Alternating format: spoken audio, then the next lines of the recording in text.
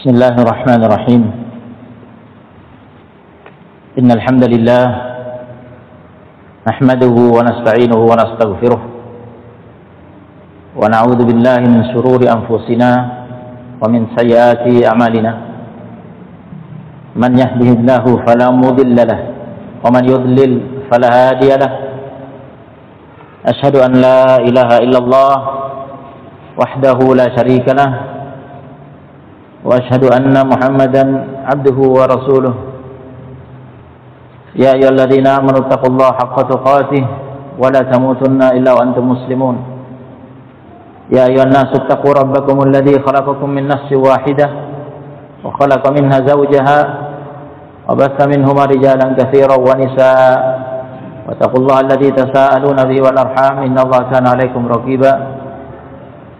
يا أيها الذين آمنوا اتقوا الله وقولوا قولا سديدا يصلح لكم أعمالكم ويغفر لكم ذنوبكم ومن يطع الله ورسوله فقد فاز فوزا عظيما. أما بعد فإن خير الكلام كلام الله وخير الهدي هدي محمد صلى الله عليه وعلى آله وصحبه وسلم وشر الأمور محدثاتها وكل محدثة بدعة وكل بدعة ضلالة وكل ضلالة في النار. أيها الإخوة akhwat, seluruh hadirin dan hadirat yang berkesempatan hadir pada daurah kita kali ini, yang insyaallah dalam rangkaian daurah ini kita akan mempelajari mulai dari rukun-rukun salat, fardu-fardu salat, hal-hal yang diwajibkan dalam salat, sunnah salat, ini hal-hal yang disunnahkan dalam salat. Kemudian sifat salat secara menyeluruh yang meliputi seluruh rukun, fardu-fardunya dan sunnah-sunnahnya, insyaallah taala.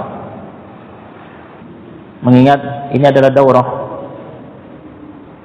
yang tentunya waktunya terbatas, maka kami akan sampaikan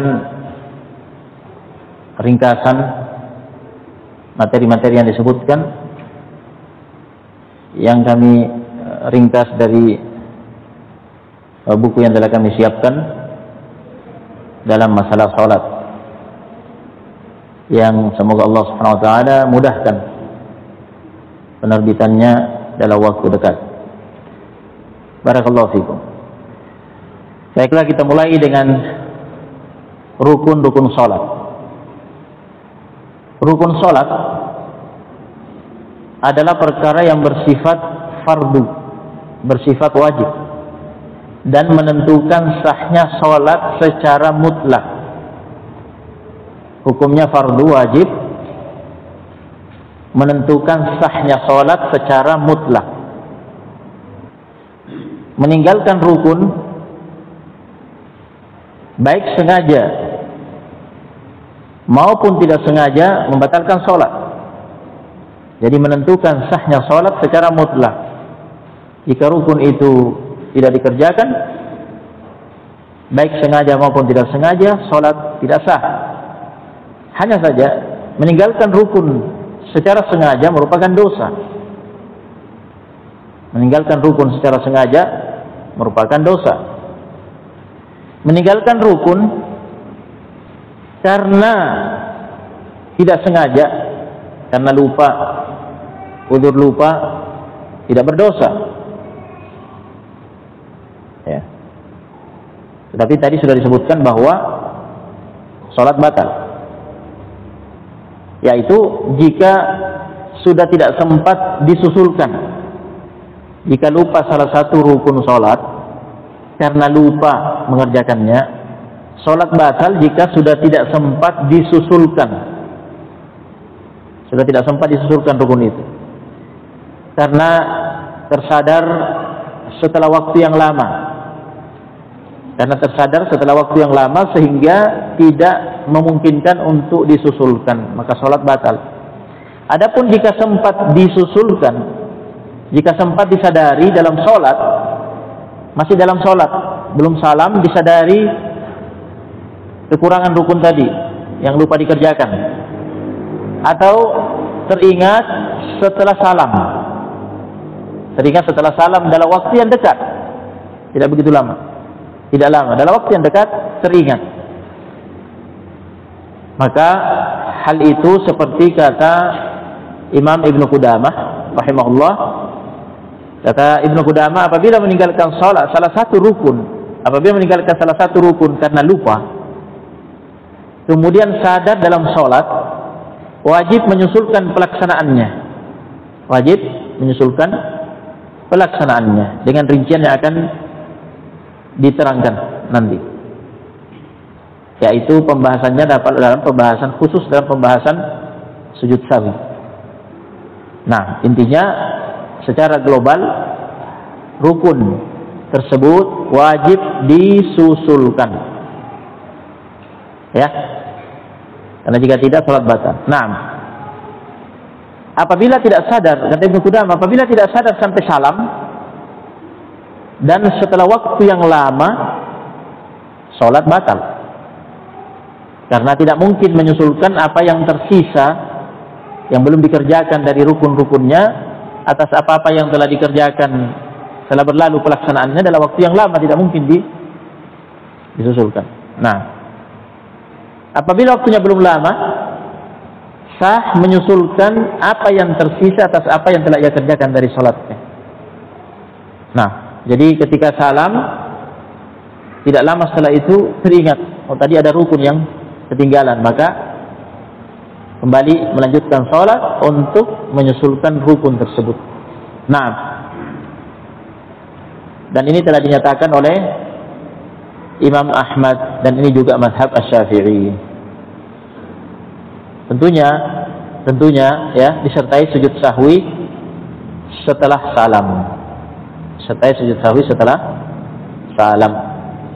Menyusulkan rukun yang sempat tidak dikerjakan tadi karena lupa, kemudian teringat dalam sholat atau setelah salam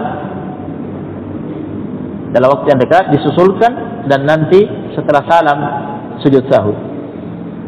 Baik, adapun rinciannya, pembahasannya, detailnya pada pembahasan sujud sahwi tentang itu. Nah, berikutnya meninggalkan rukun karena tidak tahu hukum. Ya, jahil, tidak tahu hukum, tidak tahu kalau itu hukumnya rukun. Ya, tentunya tidak berdosa, tetapi sholat batal. Nah, ini keterangan tentang hukum rukun-rukun sholat dan konsekuensinya jika tidak dikerjakan. Barakallahu fiikum. Alhasil, gerakan dan bacaan sholat yang tergolong rukun sholat, menurut kami, ya, ada 9 perkara. Ada berapa? 9. Baik. Yang pertama, berdiri. Berdiri, pelaksanaan sholat dengan cara berdiri. Ya. Ini merupakan ijma' ulama. Merupakan ijma' ulama. Ulama sepakat tentang ini.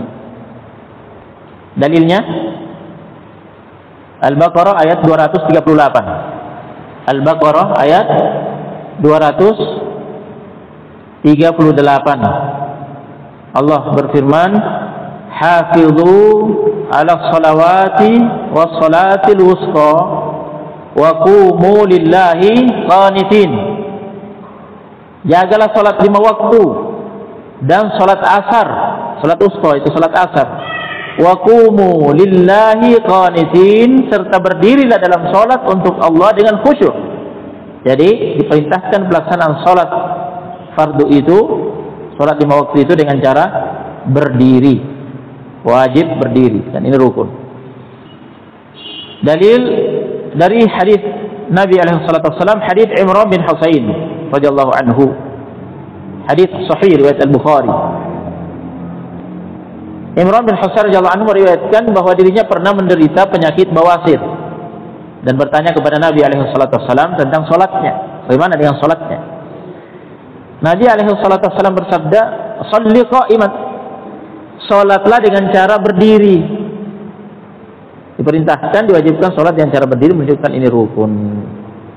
Fa in lam yastati' fa qa'idan. Jika tidak mampu salat berdiri, salatlah dengan cara duduk. Fa in lam tastati' fa 'ala janbin. Jika tidak mampu salat duduk, salatlah dengan cara berbaring di atas lambungnya. Baik. Dalil yang ketiga, hadis Abu Hurairah radhiyallahu taala anhu tentang pria yang keliru tata cara salatnya. Pria yang keliru tata cara salatnya. Ya. Nabi alaihi wasallam memerintahkan kepadanya agar mengulangi salatnya sampai 3 kali. Tetapi tetap salah. Akhirnya laki-laki itu minta diajari oleh Nabi alaihi wasallam bagaimana tata cara salat yang benar.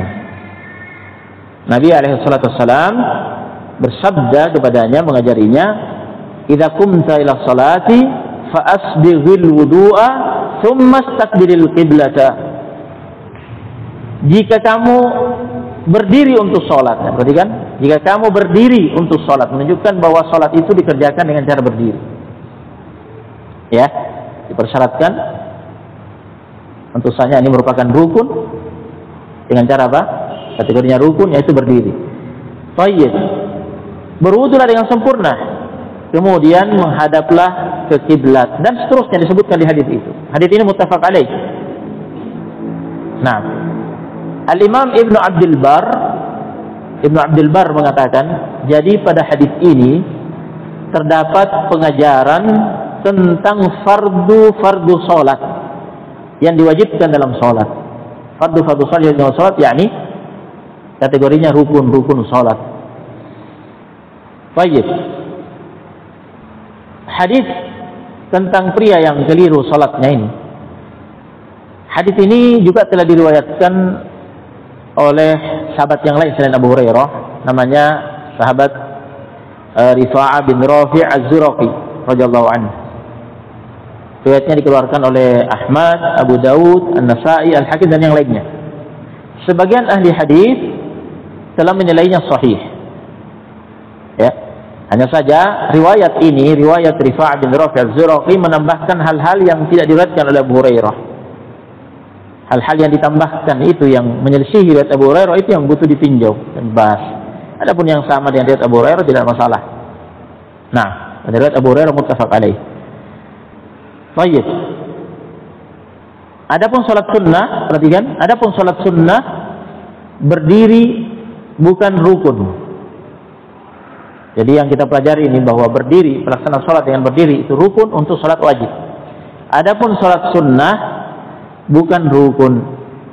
Artinya sah mengerjakan salat sunnah dengan cara duduk. Salat sunnah apa saja? Seluruh salat sunnah tidak diwajibkan pelaksanaannya dengan berdiri. Sah dengan cara duduk. Ya. Yakni meskipun dalam kondisi sehat, mampu berdiri tapi ingin mengerjakannya dengan posisi duduk, sah. Hanya saja pahalanya setengah. Nah, karena tidak ada udhur. Baik. Ini yang pertama ya. Yang kedua, takbiratul ihram. Takbiratul ihram adalah rukun yang mengawali salat. Rukun yang mengawali salat. Berdasarkan 2 hadis. Hadis yang pertama, hadis Ali bin Abi Thalib. Hadis Ali bin Abi Thalib, hadis yang berderajat hasan. Riwayat Ahmad, Abu Dawud, At-Tirmidzi, An-Nasa'i, Ibnu Majah dan yang lainnya. Rasulullah SAW bersabda, "Miftahus salati tuhur." Pembuka salat adalah bersuci. Ya, dan ini syarat yang menentukan sahnya salat. Nah, karena dikerjakan sebelum salat ya, bersuci. Ini syarat. Wa tahrimu wa takbiru, pengikatnya adalah takbir. Ini takbiratul ihram. Wa tahlilu wa taslimu, dan pengurainya adalah salam. Pengurainya adalah salam. Ya. Jadi hadis ini menetapkan bahwa takbir wa tahrim wa takbir, pengikatnya adalah takbir. Takbir adalah pengikat salat. Apa artinya takbir pengikat salat? Artinya zikir yang menjadikan pelaku salat masuk dalam sholat dan terikat dengan hal-hal yang diharamkan dalam sholat, karena selama sholat haram berbincang-bincang, berbicara, haram beraktivitas dengan aktivitas selain sholat, dengan jumlah yang banyak, gerakan yang banyak, berturut-turut, berjalan-jalan ke sana kemari dan seterusnya, kan haram. Ya, sekian hal diharamkan dalam sholat, haram makan minum dalam sholat, banyak hal yang diharamkan selama sholat. Nah, seseorang terikat dengan hal-hal yang diharamkan dalam sholat, ya, dengan takbiratul ihram. Zikir inilah yang menjadikan pelaku sholat masuk dalam sholat dan dia terikat dengan aturan-aturan sholat dan hal-hal yang diharamkan dalam sholat. Baik. Nah, ini dalil berarti bahwa takbiratul ihram adalah rukun sholat. Seseorang tidak bisa masuk dalam sholat untuk terikat dengan aturan sholat tanpa melalui takbiratul ihram. Meskipun seseorang masbuk. Jadi jika ada yang masbuk, buru-buru masbuk, imamnya sedang ruku atau sedang sujud, ya, atau pada gerakan lainnya, dia langsung saja tanpa takbiratul ihram langsung ruku atau langsung sujud, maka tidak sah salat. Karena dia tidak masuk dalam salat dengan takbiratul ihram. Ya. Jadi harus tetap membaca takbiratul ihram dengan posisi rukun pertama apa tadi? Berdiri. Jadi takbiratul ihramnya harus berdiri. Jadi berdiri sempurna takbiratul ihram sampai selesai, kemudian langsung menyusul gerakan imam, entah imamnya ruku atau sedang duduk atau sedang sujud, begitu caranya. Nah, dalil yang kedua hadits Abu Hurairah radhiyallahu anhu yang telah disinggung di atas tentang pria yang salatnya keliru, ya. Di antara yang diajarkan kepadanya pada hadis itu, hadis muttafaq alaih, "Tsumastaqbilil qiblata fakabbir." Kemudian menghadaplah ke kiblat lalu bertakbirlah. Bertakbirlah itu baca takbiratul ihram. Nah, ya, ini juga ada dalam riwayat Rifa'ah bin Rafi' Az-Zuraqi radhiyallahu anhu yang dikeluarkan oleh An-Nasa'i. Rukun yang ketiga, Al-Fatihah bagi imam dan salat sendiri. Baca Al-Fatihah bagi imam dan yang salat sendiri. Kenapa kami tidak menyebut makmum? Karena makmum baca Al-Fatihah bagi makmum kami masukkan dalam kategori fardu salat, yaitu hal-hal yang diwajibkan dalam salat, tidak sampai pada tingkatan rukun dengan dalil-dalil yang akan dijelaskan nanti. Adapun imam baca Al-Fatihah baginya rukun. Orang yang salat sendiri baca Al-Fatihah baginya rukun. Ya, secara global ada dalil-dalil yang menunjukkan bahwa membaca Al-Fatihah pada setiap rakaat salat hukumnya wajib dan merupakan rukun salat. Nah, yang pertama hadis Ubadah bin Samit radhiyallahu anhu, muttafaq alaih. Rasul alaihi wasallam bersabda, "La salata liman lam yaqra bi Fatihatil kitab." La salata liman lam yaqra bi Fatihatil kitab. Tidak sah salat bagi orang yang tidak membaca Al-Fatihah. Jelas? Nah, ada riwayat Ad-Darqutni, ya, yang juga riwayat yang sahih, la tujzi'u salatun. Tidak sah salat. La yaqra'ur rajulu fiha bi Fatihatil kitab, yang pelakunya tidak membaca Al-Fatihah di dalamnya, dalam salat. Hadis ini jelas. Kemudian dalil yang kedua, ana sampaikan juga secara lengkap hadis yang kedua ini, ya, karena ini terkait dengan pembahasan makmum tetap membaca Al-Fatihah di belakang imam, baik itu salat sirriyah maupun salat jahriyah. Nah, yaitu hadis Abu Hurairah radhiyallahu taala an. Hadis ini hadis yang sahih, riwayat Muslim dalam sahihnya dan juga dikeluarkan oleh Al-Bukhari dalam kitab Al-Qira'ah Khalfa Al-Imam. Kata Nabi alaihi wasallam, "Man shalla salatan lam yaqra fiha bi ummil Qur'ani fa hiya khidaj." Salatan.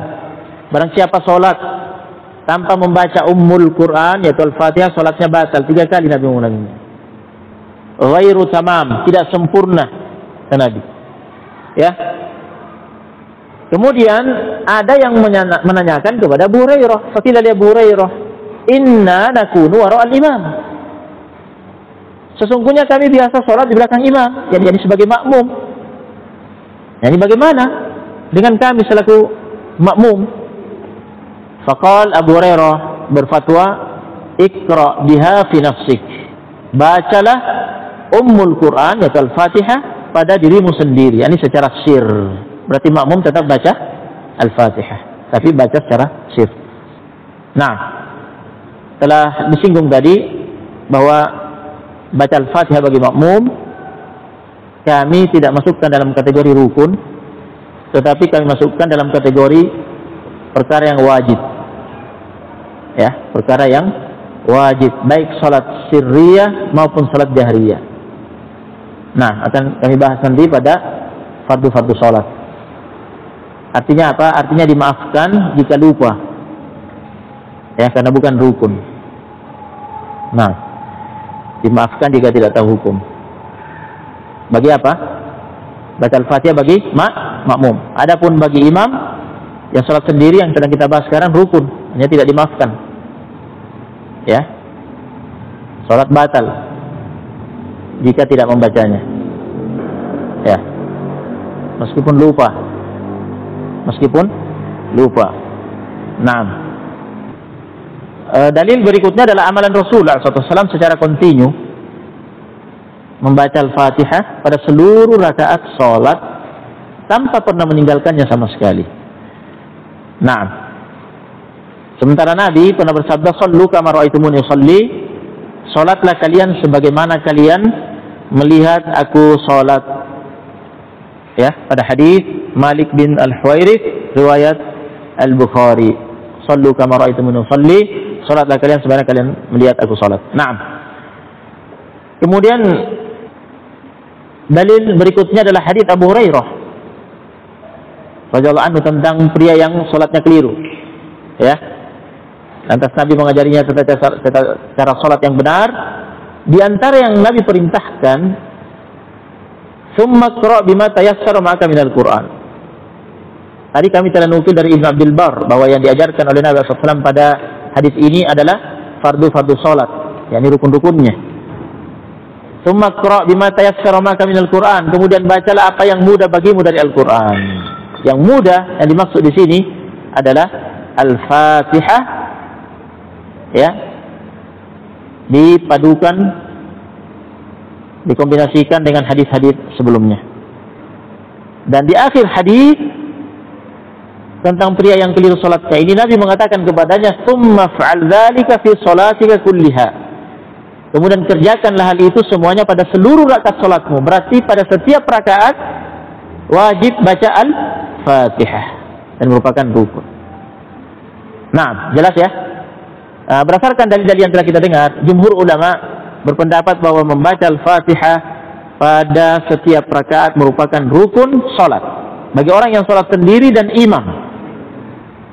Ya. Adapun bagi yang makmum, jumhur berbeda pendapat. Adapun makmum, jumhur berbeda pendapat. Yang benar dari perbedaan pendapat itu hukumnya wajib, bukan rukun, sebenarnya akan dijelaskan nanti. Yang keempat, rukuk dengan tumakninah. Ya. Nah, rukuk dengan tumakninah. Dalilnya adalah Al-Quran, hadis dan ijma'. Baik. Al-Quran Al-Hajj ayat 77. Al-Hajj ayat 77. Ya ayyuhalladzina amanu, hai orang-orang yang beriman, irka'u wasjudu wa'budu rabbakum waf'alul khaira la'allakum tuflihun. Rukuklah, sujudlah dan beribadalah kepada Rabb, Tuhan pencipta dan penguasa kalian, serta kerjakanlah kebaikan, semoga kalian beruntung. Jadi diperintahkan di sini irka'u, rukuklah. menunjukkan bahwa ruku' wajib dan merupakan rukun salat. Pada hadis pria yang salatnya keliru, riwayat Abu Hurairah radhiyallahu anhu, Nabi alaihi salatu wasallam bersabda kepadanya, "Tsummarka' hatta tatma'inna raki'an." Kemudian rukuklah sampai kamu ruku dengan tumakninah. Rukuklah sampai kamu ruku dengan tumakninah, dengan tenang. Ya, tumakninah artinya tenang. Nah, ini pada riwayat Abu Hurairah muttafaq alaih, juga pada riwayat Rifa'ah bin Rafi' yang dikeluarkan oleh An-Nasai dan yang lainnya. Alim ulama ijma, sepakat mereka bahwa rukun merupakan rukun salat yang menentukan sahnya salat. Baik. Dalam pelaksanaan ruku' wajib dikerjakan dengan tumakninah. Nah, dan tumakninah dalam ruku' merupakan rukun salat. Dalilnya hadis yang telah dilewati tadi, perintah Nabi alaihi salatu wassalam kepada pria yang diajari salat itu agar ruku' sampai ruku' dengan tumakninah. Baik. Begitu pula ada hadis Anas bin Malik, hadis muttafaq alaih. Pada hadis itu Nabi merintahkan atimmu ruku' awas sujud, sempurnakanlah ruku' dan sujud, kata Nabi. Fawalladzi nafsi biyadi inni la arakum min ba'di dhahri idza ma raka'tum wa idza ma sajadtum. Demi zat yang jiwaku berada di tangannya, itu demi Allah, sesungguhnya aku melihat kalian dari balik punggungku apabila kalian ruku dan sujud. Ya, dijelaskan oleh ulama. Nah, Al-Albani rahimahullah dalam sifat salat bahwa ini hakiki. Nabi benar-benar melihat mereka para sahabat yang salat di belakang Nabi dari balik punggung Nabi. Dan ini tergolong mukjizat, ya, termasuk dalam kategori mukjizat Nabi alaihi salatu wassalam. Kata Al-Albani ini khusus saat salat. Dan tidak ada dalil yang menunjukkan bahwa ini bersifat umum di luar salat. Hanya ketika salat saja.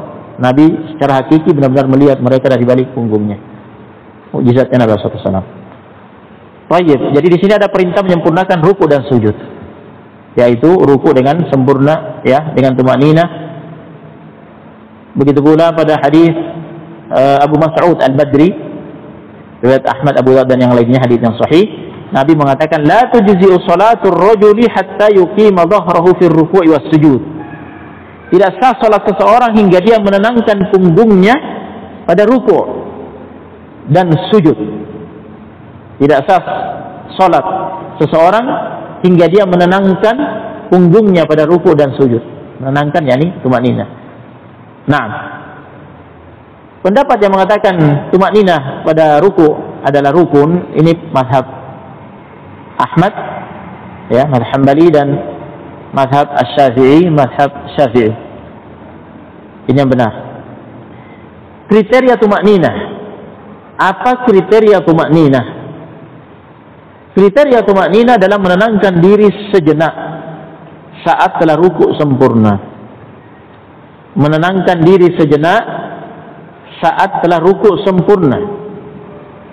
Tidak langsung bangkit untuk i'tidal. Tidak langsung bangkit untuk i'tidal. Jadi ketika telah ruku' dengan sempurna, menenangkan diri sejenak, bukan langsung bangkit i'tidal. Nah, asalkan sudah tumakninah dengan kadar tersebut, maka sholat sah meskipun tidak sempat baca zikir.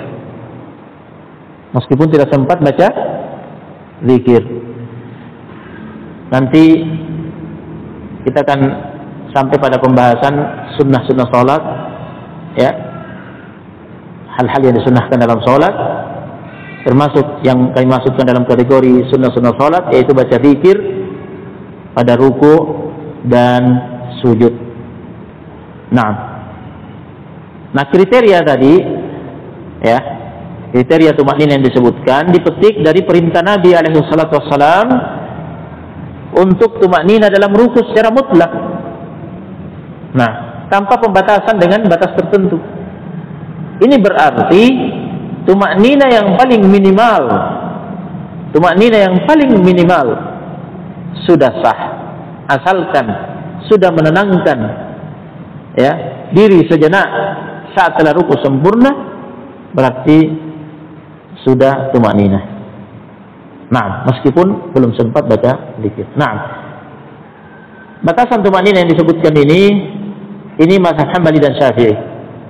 Ini yang dipilih oleh Al-Albani rahimahullah rahimal jami'. Ada juga sebagian ulama yang membatasi tumaknina dengan zikir wajib pada ruku, ya, karena mewajibkan zikir pada ruku. Di antaranya Ibnu Utsaimin rahimahullah. Jadi membatasi dengan baca Subhana rabbiyal azim satu kali.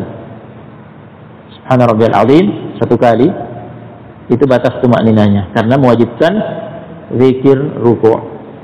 Baik. Yang kami tarjih tadi ya, yaitu mazhab Hambali dan Syafi'i yang dipilih Al-Albani. Batas tumakninanya apa? Menenangkan diri sejenak setelah saat telah ruku sempurna. Meskipun belum sempat atau meskipun tidak sempat baca zikir, asalkan sudah menenangkan diri sejenak saat telah ruku sempurna, berarti sudah tumaknina. Nah, yang kelima, berdiri tegak dari ruku, i'tidal dengan tumaknina. Berdiri tegak dari ruku yang disebut i'tidal dengan tumaknina. Berdiri tegak dari ruku, i'tidal, merupakan rukun salat. Dalilnya hadis pria yang keliru salatnya. Pada riwayat Abu Hurairah, Nabi SAW merintahkan kepadanya, "Tsumma rfa' hatta ta'tadila qa'iman." Kemudian angkatlah kepalamu hingga engkau tegak berdiri. Ya, muttafaq alaih. Pada riwayat Rifah bin Rafi' yang dikeluarkan Nasai dan yang lainnya juga sama. Baik. Ini mazhab Hambali dan mazhab Syafi'i, pendapat Imam Ahmad dan Asy-Syafi'i. Baik. Tarjih Ibnu Utsaimin, Al-Albani ya, dan yang lainnya. Baik. Dalam pelaksanaan i'tidal wajib tumakninah. Dan ini merupakan rukun. Dalilnya adalah hadis-hadis yang telah disampaikan di atas. Nah, kriteria tumakninah, adalah menenangkan diri sejenak saat telah tegak berdiri sempurna. Menenangkan diri sejenak saat telah i'tidal. I'tidal apa? I'tidal itu tegak berdiri sempurna dari ruku. Nah, tidak langsung bersujud. Jadi ketika telah i'tidal, tegak berdiri sempurna dari ruku, menenangkan diri sejenak. Nah, asalkan sudah tumaknina dengan kadar tersebut, maka salat sudah sah, meskipun tidak sempat baca zikir. Yang penting tidak langsung bersujud. Nah, kriteria ini dipetik dari perintah Nabi SAW untuk tumaknina dalam i'tidal secara mutlak, tanpa pembatasan dengan batas tertentu. Yang berarti tumaknina yang paling minimal sudah sah. Ini mazhab Hambali dan Syafi'i yang dipilih Al-Albani. Sama dengan pembahasan tumaknina pada ruku, ada mazhab lain yang dipilih oleh Ibnu Utsaimin yang mewajibkan zikir wajib. Pada i'tidal ya, membatasi tumaknina minimal baca Rabbana lakal hamdu satu kali. Tetapi yang benar, yang kami tarjih, pendapat yang pertama. Nah, yang keenam, sujud 2 kali dengan tumakninah. Sujud 2 kali dengan tumakninah. Pada setiap rakaat salat ada 2 kali sujud yang diselingi duduk antara 2 sujud. Ya. Kedua sujud itu merupakan rukun salat. Dalilnya Quran, hadis dan ijma' ulama. Al-Quran ayat yang telah lewat tadi, Al-Hajj ayat 77 tadi sudah dibacakan. Ya ayyuhalladzina amanu ruk'u wasjudu. Ya, hai orang yang beriman, rukuklah, sujudlah. Nah, jadi ada perintah sujud dalam salat. Nah, menunjukkan rukun. Dalil dari hadis Nabi SAW, hadis pria yang keliru salatnya. Riwayat Abu Hurairah muttafaq alaih. Di antara yang diajarkan kepadanya, Nabi mengatakan, "Tsummasjud hatta tatma'inna sajidan." Kemudian sujudlah sampai kamu sujud dengan tumakninah. "Tsummarfa hatta tatma'inna jalisan." Kemudian angkatlah kepalamu sampai kamu duduk dengan tumakninah. "Tsummasjud hatta tatma'inna sajidan." Kemudian sujudlah sampai kamu sujud dengan tumakninah. Jadi berapa kali sujud? Setiap rakaat? Dua. Diselingi dengan duduk antara dua sujud. Nah, riwayat ini juga dikeluarkan oleh Rifa'ah bin Rafi' yang dikeluarkan oleh Nasa'i dan yang lainnya. Ahli ulama ijma' tentang ini ya. Nah, wajib tumakninah dalam sujud dan merupakan rukun salat. Tumakninah pada sujud merupakan rukun salat. Dalilnya perintah Nabi SAW pada hadis pria yang keliru salatnya baru saja dibacakan tadi, hatta tatma'inna sajidan, sampai kamu sujud dengan tumakninah. Nah, hadis lainnya hadis Anas yang juga telah disampaikan sebelumnya, perintah Nabi kepada para sahabat untuk menyempurnakan rukuk dan sujud, dan Nabi bersumpah demi Allah, demi zat yang jiwa Muhammad, jiwa Nabi SAW berada di tangan Allah SWT, bahwa Nabi melihat mereka dari balik punggungnya ketika rukuk dan sujud dalam salat. Nah, juga hadis lainnya bahwa salat seseorang tidak sah sampai dia menenangkan punggungnya pada rukuk dan sujud. Ya. Nah, dan ini mazhab Hambali dan Syafi'i bahwa tumakninah rukun. Nah, kriteria tumakninah pembahasannya sama dengan sebelumnya, yaitu menenangkan diri sejenak saat telah sujud sempurna. Tidak langsung bangkit untuk duduk. Jadi asalkan sudah tumakninah, dengan kadar tersebut sah salatnya meskipun tidak sempat baca zikir. Karena Nabi SAW memerintahkan tumakninah dalam sujud secara mutlak, tanpa pembatasan dengan batas tertentu. Ini berarti seminimalnya tumakninah sudah sah. Nah, dan ini mazhab Hambali dan Syafi'i yang juga dipilih oleh Al-Albani. Sama dengan pembahasan sebelumnya, pendapat yang lain yang dipilih oleh Ibnu Utsaimin membatasi tumakninah dengan zikir apa? Zikir wajib, karena Ibnu Utsaimin mewajibkan zikir wajib. Zikir pada sujud, yaitu baca subhana rabbiyal a'la 1 kali. Tetapi yang benar yang pertama. Nah, wallahu a'lam. Yang ketujuh, duduk antara dua sujud dengan tumakninah. Duduk antara dua sujud dengan tumakninah. Ya. Dalilnya hadis Abu Hurairah radhiyallahu anhu mengenai pria yang keliru tata cara salatnya, muttafaq alaih. Kata Nabi, "Tsummarfa hatta tatma'inna jalisan." Kemudian angkatlah kepalamu sampai kamu duduk dengan tumakninah. Juga pada riwayat Rifa'ah bin Rafi' Az-Zuraqi radhiyallahu anhu yang dikeluarkan An-Nasai dan yang lainnya sama dengan ini. Nah, ini mazhab Hambali dan Syafi'i, ya, bahwa tumakninah,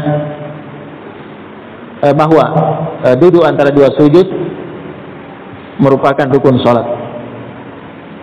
Wajib tumakninah dalam duduk antara dua sujud dan merupakan rukun. Dalilnya adalah hadis-hadis yang telah disampaikan di atas. Ini mazhab Hambali dan Syafi'i. Kriteria tumakninah pada duduk antara dua sujud yaitu menenangkan diri sejenak saat telah duduk sempurna, tidak langsung sujud lagi.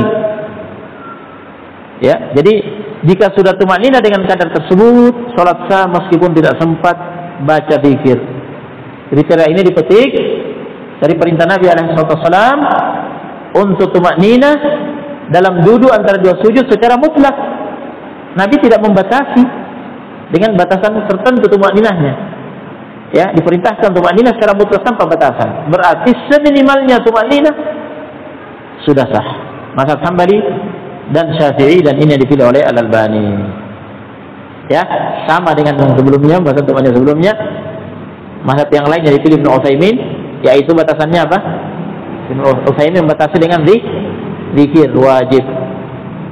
Nah, yaitu minimal menurut Ibnu Utsaimin baca Rabbil firli, karena itu yang wajib menurut mazhab ini. Baca satu kali Rabbi ghfirli berarti sudah tumanina. Tetapi yang benar pendapat yang pertama. Ya. Asalkan sudah menenangkan diri sejenak, setelah duduk sempurna, tidak langsung sujud lagi, meskipun tidak sempat baca zikir, maka berarti sudah tumanina. Nah, terkait dengan zikir saat duduk antara dua sujud, begitu pula zikir saat i'tidal, ya juga kami masukkan dalam kategori sunnah salat, tidak sampai pada tingkatan wajib. Nah, nanti akan kita bahas. Yang kedelapan yaitu salam. Rukun yang kedelapan yaitu salam, mengucapkan salam. Ya. Ini pendapat Malik, Asy-Syafi'i, Ahmad dan jumhur ulama. Dalilnya hadis Ali yang telah disampaikan pada pembahasan takbiratul ihram. Miftahus shalah at-tuhur. Pembuka salat adalah apa? Bersuci. Jadi persyaratkan bersuci dulu kemudian salat. Wa tahrim wa takbiru. Pengikatnya adalah takbir. Wa tahlilu wa taslimu. Pengurainya adalah salam. Ya, tadi telah jelaskan pengikat salat adalah takbir, artinya zikir yang menjadikan seorang masuk dalam salat adalah takbir. Ya, dan dengan itu dia terikat dengan aturan-aturan salat. Hal-hal yang diharamkan selama salat. Dan seseorang tidak bisa keluar dari salatnya, ya, tidak bisa lepas dari ikatan salat tanpa salam, tanpa melalui salam ini. Nah, karena Nabi mengatakan wa tahliluha taslim, dan pengurainya adalah salam. Jadi pengurai salat agar dia bisa keluar dari ikatan salat adalah dengan salam, menunjukkan bahwa salam adalah rukun yang dengannya seseorang keluar dari salat. Baik.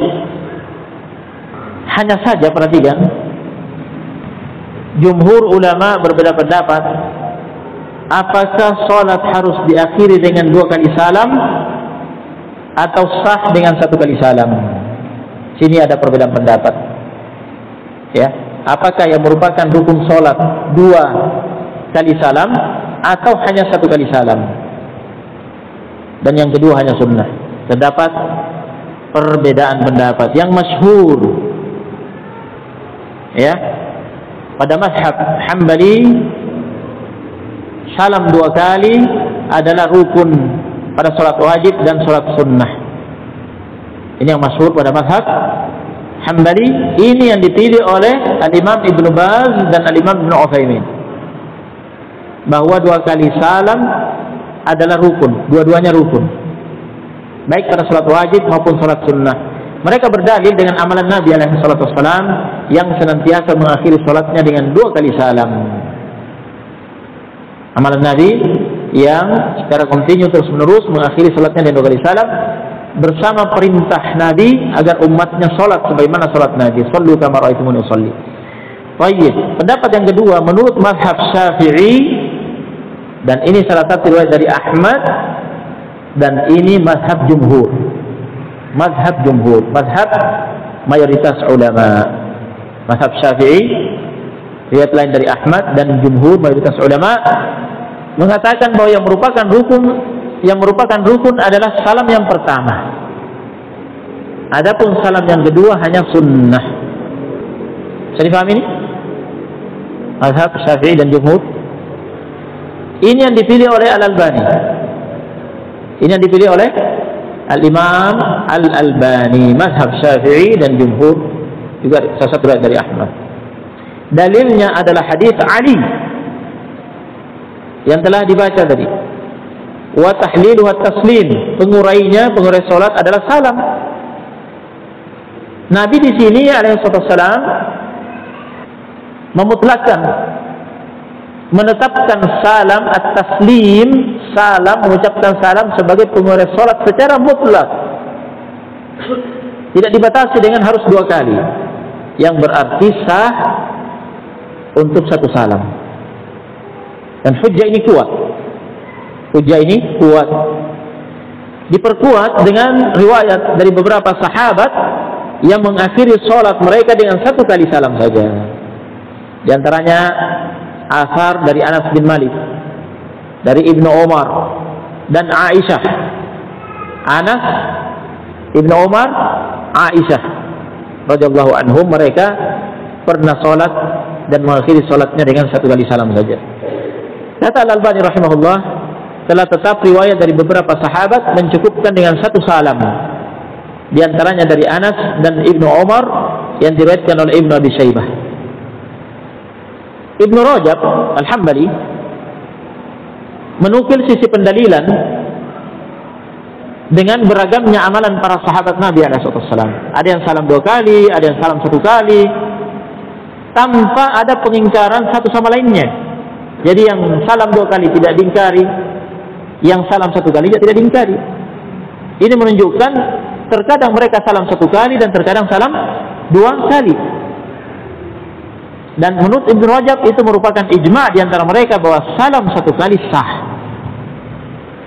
Adapun hadis tentang Nabi SAW pernah salam 1 kali, hadis itu diperselisihkan oleh ahli hadis.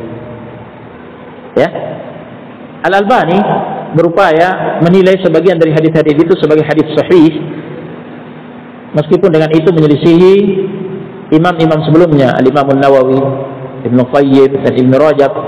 Yang ketiga imam ini, An-Nawawi, Ibnu Qayyim, Ibnu Rajab, secara tegas menafikan kebenaran seluruh riwayat itu. 3 imam ini mengatakan bahwa seluruh riwayat yang meriwayatkan bahwa Nabi pernah salam 1 kali semuanya dhaif. Al-Albani berupaya menilai sahih sebagian dari hadis-hadis itu.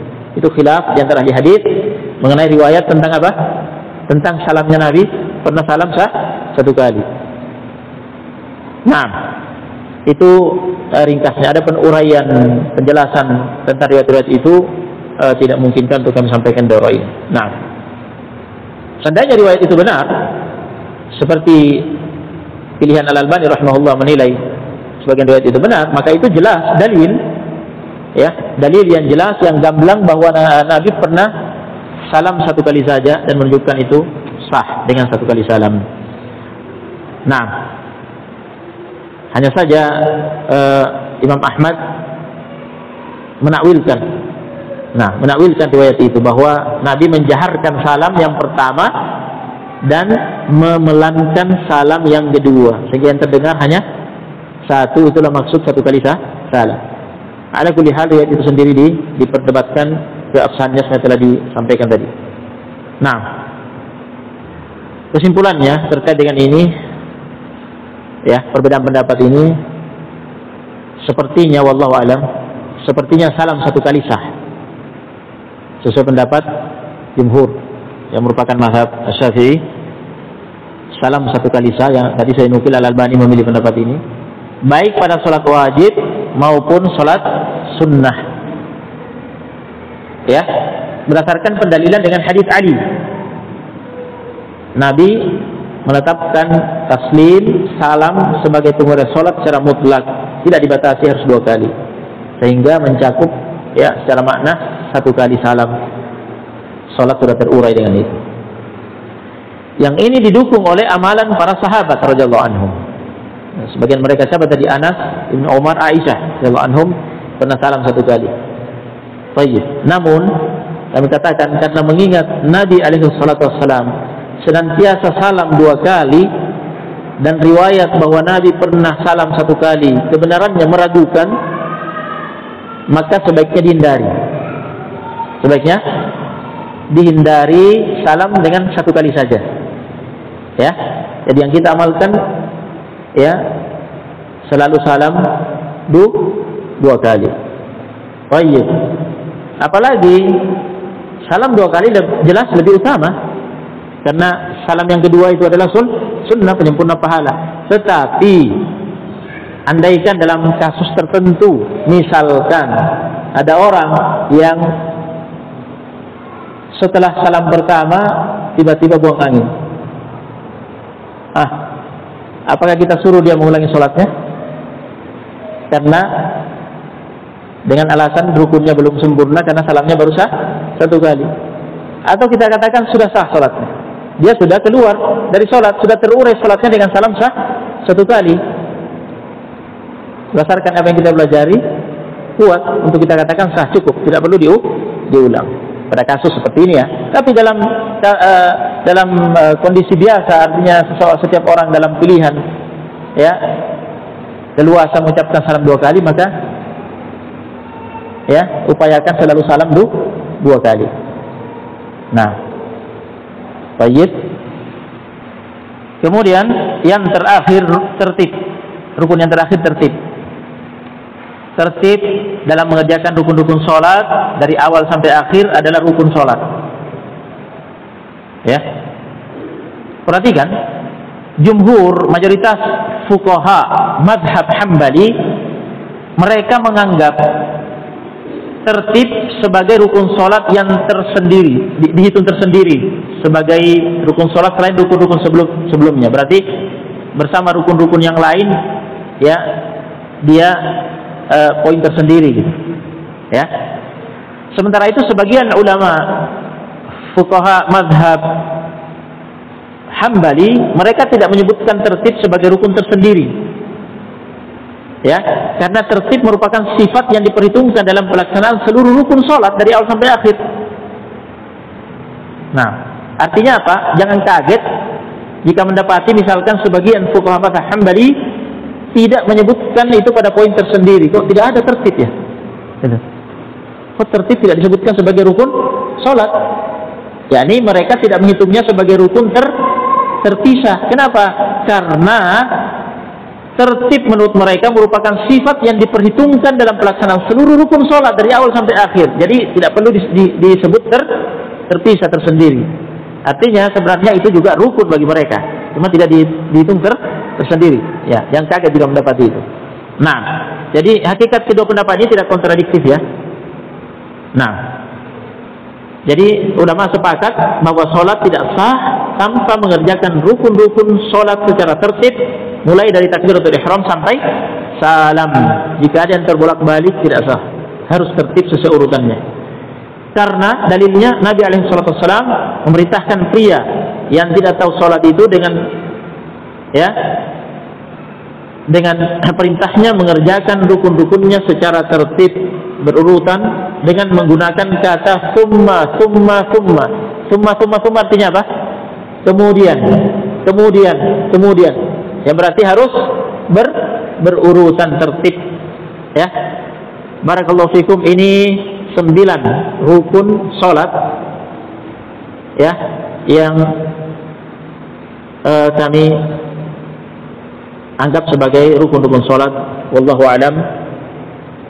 Ya, kita istirahat sejenak, kemudian nanti majelis yang kedua insyaallah kita lanjutkan dengan pembahasan fardu sholat, hal-hal yang diwajibkan dalam sholat dan sunnah-sunnah sholat. Nah,